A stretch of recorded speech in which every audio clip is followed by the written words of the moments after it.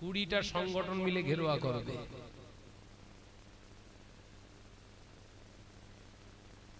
কথা বুঝছেন না? ভালো, ঘেরোয়া করুন ভালো, কিন্তু কারো দালালি করার জন্য করছেন না তো? এটাও আর ভয় আস বলা আমার কথা বলে না। সেই পিসগুলো আবার বলো সামনে এসছে, এরা পালি পার বলে আসে তুফান। এই কালকে আবার সব ইলেকশন অফিস ঘেরোয়া হবে কালকে কলকাতায়, কিন্তু সাদা শাড়ি পরা একজন মহিলা যেই বলল যে বাংলায় আন্দোলন হলে আমি সব থেকে বড় শত্রু, এই দালাল মালগুলো সব শুয়ে পড়েছিল বলো।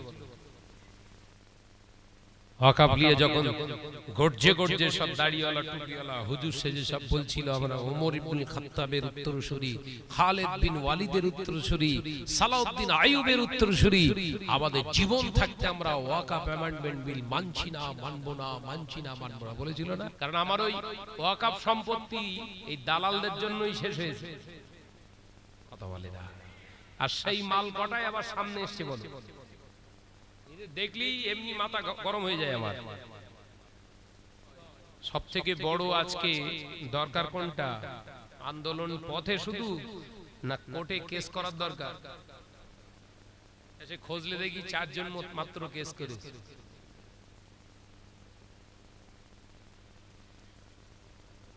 হাইকোর্টে, সুপ্রিম কোর্টে কেস করেছে কটা? এসআইআর এর বিরুদ্ধে হয়রানি করছে, হিয়ারিং এর মাধ্যমে এর বিরুদ্ধে 4টে কেস করেছে। এরা আন্দোলনের নামে আবার সমাজে নেতৃত্ব দেওয়ার জন্য চেয়ার চাচ্ছে না তো? তোমার আমার ভোটার অধিকারের জন্য নিজের চেয়ারের অধিকার করছে না তো? টুপিওয়ালা মাল আছে তো সব চেয়ারে বসে, কথা বলে না।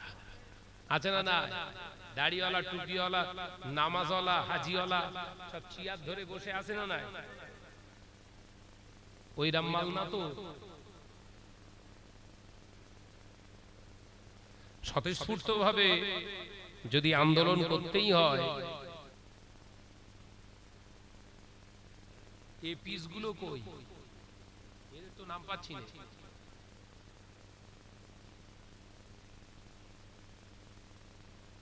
কি বলছে?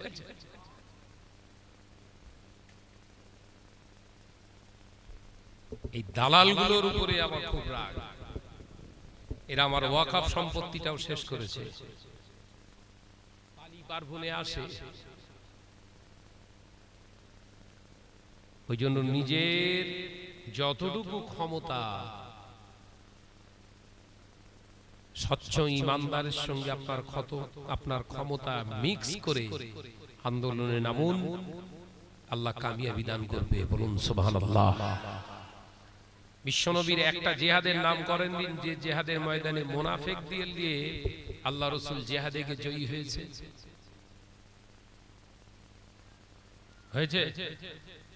ইতিহাসে যত আমার রাসূল পাক সাল্লাল্লাহু আলাইহি ওয়াসাল্লাম জিহাদ করেছেন, একটা জিহাদেও মুনাফিক ছিল না। চলেন ইয়া রাসূলুল্লাহ, ইয়া হাবিবাল্লাহ, যাব, চলুন চলুন।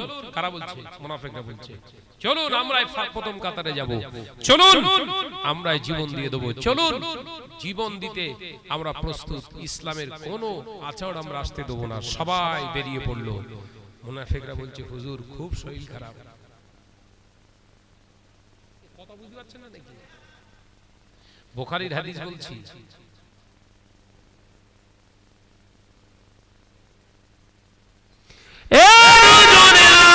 যুবকেরা, ছেলেরা, বাচ্চারা কান খুলে শুনে গিয়ে তাবুকের ময়দানে জিহাদের জন্য আল্লাহ নবী ডেকেছে।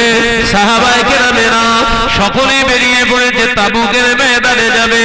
হযরত কাব বিন মালিক রাদিয়াল্লাহু তাআলা আনহু, আল্লাহ নবী সাহাবী, সমস্ত সাহাবায়ে কেরামদের সঙ্গে জিহাদে যাবে।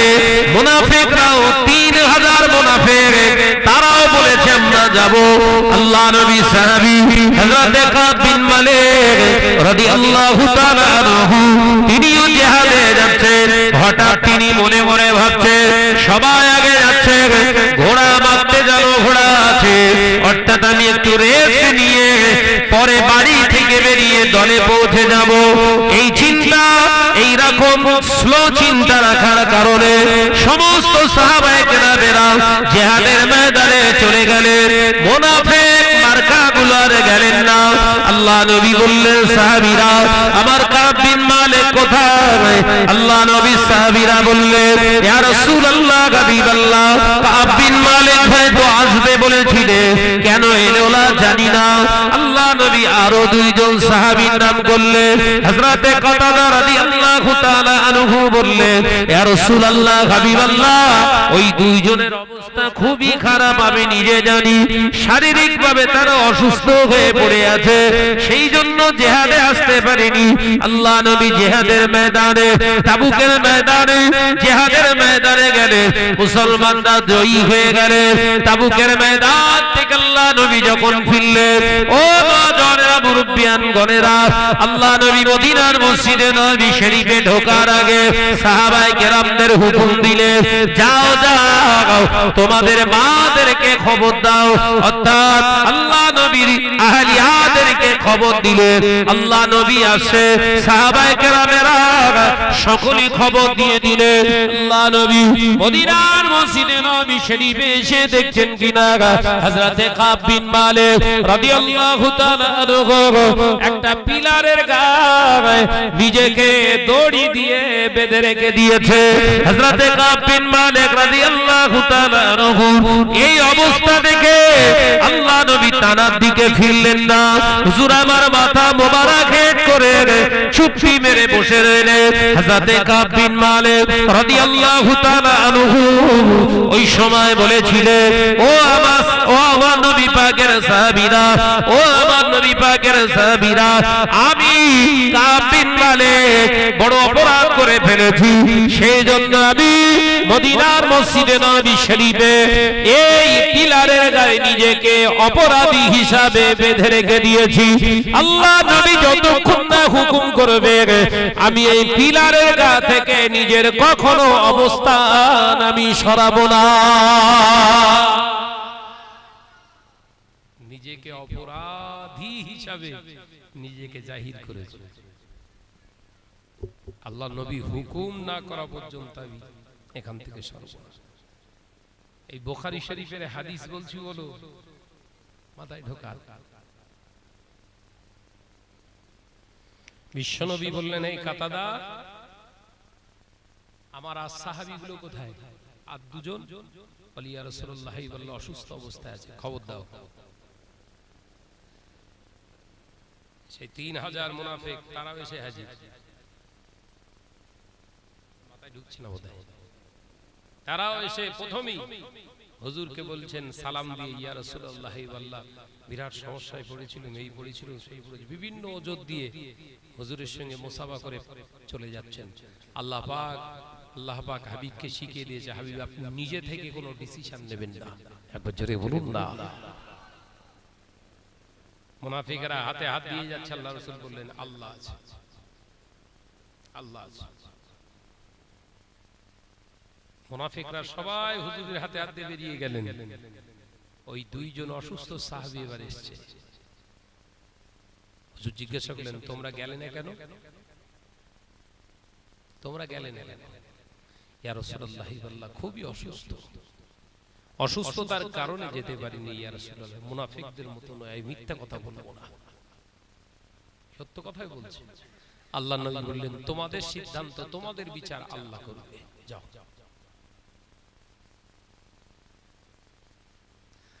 হযরতে কাব বিন মালিকের দিকে তাকালেন। আল্লাহ নবী বললেন, কাব বিন মালিক, হাতের দড়িটা খুলে ফেলো।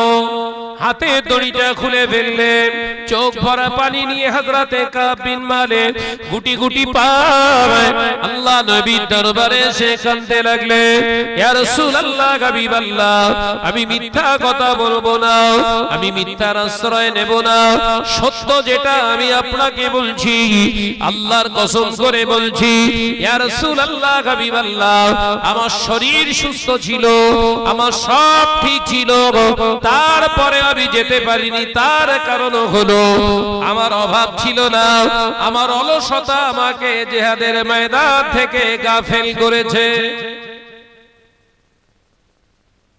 কিসের জন্য?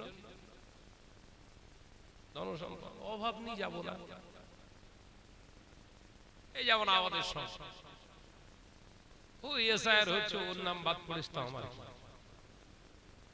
এরকম কোনো হচ্ছে না, কথা বলতে না, কিন্তু দড়ি সবার টান পড়বে, বুঝতে পারি। আপনাদের এবুতে কতজনের ফেরত এসছে?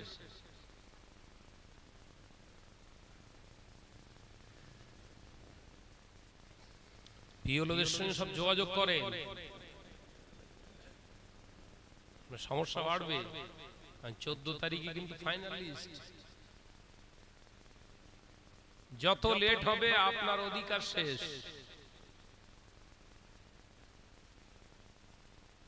কথা বুঝতে যাচ্ছে না? হোক না, যখন আপনি এই ভোটটা না দিতে পারবেন, সে যাকে সাপোর্ট করে, যদি কোন ক্রমে এখানে ভোটটা হয়ে যায়, আপনি যদি না দিতে পারেন, তাহলে আগামী দিনে আপনাকে কিন্তু বিভিন্ন কলকৌশলে এনআরসির কিন্তু নোটিশ ধরাবে। এটা মাথায় ঢুকিয়ে রেখে দেয়, পরে কাজে লাগে। কথা বুঝাচ্ছেন না? সাবধান হন, বিএলওর সঙ্গে যোগাযোগ করুন সদা সর্বদা। আমি আস্তে আস্তে আমাদের বিএলওর সঙ্গে কথা বলছি, কি হবে, কি ব্যাপার হলো ভাই, সে কঠিন অবস্থা। যে বিএলও, তারও নাম, তারও হিয়ারিং এ নোটিশ দিয়েছে।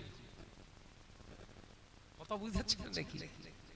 হাই ভাই, তোর নোটিশ তো দূরের কথা, তুই তো এখনো দেশের বাইরে যাসনি। আমি তো দেশের বাইরে মাশাআল্লাহ কয়েকটা দেশ ঘুরেছি, আমি আমার পাসপোর্ট আছে, তারপরেও তো আমার কি প্রমাণ দিতে হবে আমি ভারতীয়?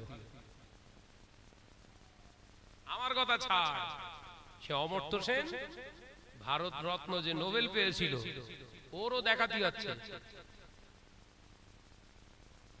এই চাওয়ালা না দেশের গদিতে বসে, ওর নিজের কোনো কাগজ নেই, অন ক্যামেরায় বলছি, চাওয়ালার নিজস্ব কোনো কাগজ নেই, স্কুল সার্টিফিকেট নেই, জন্ম সার্টিফিকেট নেই, ও এবার সব কাগজ নিয়ে দৌড়, মানে অন্যি, মানে কারুরও বিশ্বাস করতেছে না। কথা বোঝাতে পারছি তো? ও বলছে যখন আমার নেই, তাহলে কারণ নেই। ও গদিতে বসার পর থেকে শুধু কাগজ নিয়ে দৌড়ার করাচ্ছে। কথা বুঝতে পারছেন নাকি? এই 14 বছরের ভিতরে আধার কার্ড, প্যান কার্ড, এ কার্ড, সে কার্ড, এইবার কি কার্ড বের করবে আল্লাহ জানে, কারণ ওর কোনো কার্ড নেই, স্কুল সার্টিফিকেট নেই, জন্ম সার্টিফিকেট নেই।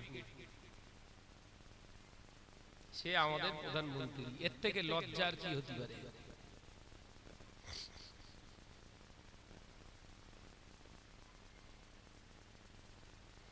বিশ্বনবী সাহাবীদেরকে এক এক করে দাঁড় করিয়ে হযরতে কাব বিন মালিক রাদিয়াল্লাহু তাআলা আনহু যখন সামনে এসে বললেন, আমি মিথ্যার আশ্রয় নেব না ইয়া রাসূলুল্লাহ, হাবিবাল্লাহ, আল্লাহর কসম খেয়ে বলছি, শরীর সুস্থ ছিল, অলসতা আমাকে জিহাদ থেকে মাহরুম করেছে।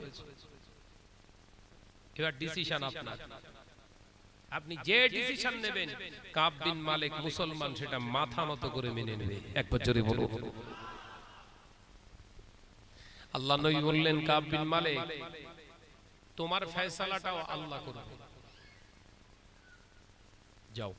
আর তুমি মসজিদে নববী শরীফ আর আসবে না, মাথায় ঢুকছে না নাকি?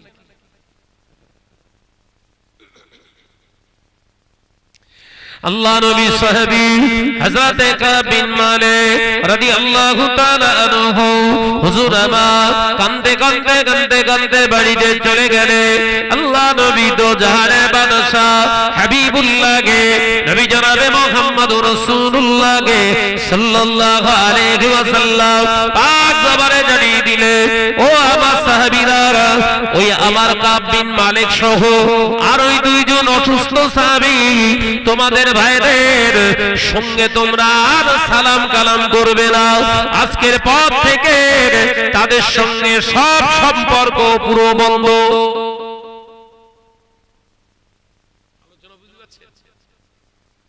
মানে আমি আপনাদের চেনা পরিচিত লোক, আপনাদের সঙ্গে দেখা হবে কিন্তু কথা বলবেন না, সালাম দেবেন না, কিরকম বলেন জিন্দেগি? ও আমার সাহাবীরা, ও আমার সাহাবারা, আমি নবী বলছি, আমার কাব বিন মালিক রাদিয়াল্লাহু তাআলা আনহু সহ দুইজন সাহাবীকে আর তোমরা সালাম কালাম দেবে না, তাদের সঙ্গে কথাবার্তা বলবে না। এক সপ্তাহ পার হয়ে গেল, আল্লাহ নবী আবার নতুন ফরমান জারি করে দিয়েছে, এই আমার সাহাবীরা, কাব বিন মালিক সহ ওই তিনজন সাহাবী যারা যুদ্ধ থেকে নিজেদের সরিয়ে রেখেছিল, আমি নবী বলছি তাদের সঙ্গে তোমরা লেনদেন পর্যন্ত করবে না, তাদের সঙ্গে লেনদেন কেনাকাটাও পর্যন্ত অফ রেখে দাও। বলুন নারে তাকবীর, জোরে হয় না নারে তাকবীর, ছিল্লে হয় না নারে তাকবীর। শ্রদ্ধেয় ভাজন হুজুর কিবলা, শ্রদ্ধেয় ভাজন হুজুর কিবলা, মাশাআল্লাহ, নারে তাকবীর। যাক, হুজুর এসেছেন মানে ঠিক টাইমে চলে আসবে, আপনাদের টেনশন হচ্ছে না তো?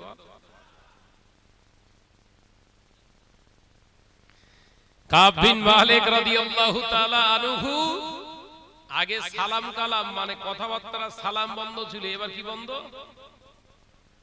লেনদেন, মানে পুরো এক ঘরে। সাহাবায়ে কেরামেরা হযরতে কাতাদা রাদিয়াল্লাহু তাআলা আনহু বলছে কঠিন ব্যাপার, মানে মার্কেটে যাচ্ছে, ওনার কাছে কেউ মাল বিক্রি করছে না, যেছে একজনের কাছে সালাম দিচ্ছে, সে উত্তর দিচ্ছে না, মুখ ঘুরিয়ে দিচ্ছে। বিশ্বনবীর ফরমান, বিশ্বনবীর হুকুমটা তাদের কাছে ঈমান। একবার জোরে বলবেন। ও মেয়েরা, নওজোয়ানেরা, মুরব্বিয়ানে গণেরা, ছেলেরা, বাচ্চারা, পর্দার শিনা মা বোনেরা, আলোচনা বোঝো। আল্লাহ নবী দার নবী রাহমাতাল লিল আলামিন হুজুর আমার দেখলেন একটানা 20 দিন পেরিয়ে গিয়েছে। 30 দিনের মাথায় আল্লাহ নবী সাহাবীদেরকে ডেকে বললেন, ও আমার সাহাবীরা, যাও যাও আমার কাব বিন মালিকের বাড়িতে পৌঁছে যাও, আর ওই দুইজন অসুস্থ সাহাবীর বাড়িতে গিয়ে পৌঁছে গিয়ে বলে দাও তারা যেন এক বিছানায় স্বামী স্ত্রী আর না ঘুমায়। আলোচনা বুঝতে পারছেন না? প্রথমে সালাম কালাম বয়কট, তারপরে লেনদেন বয়কট সমাজের থেকে, এবার কি হলো? স্ত্রীর সঙ্গে এক বিছানায় শোয়াটাও বন্ধ। এসব হুকুম আমরা জীবনে মানব?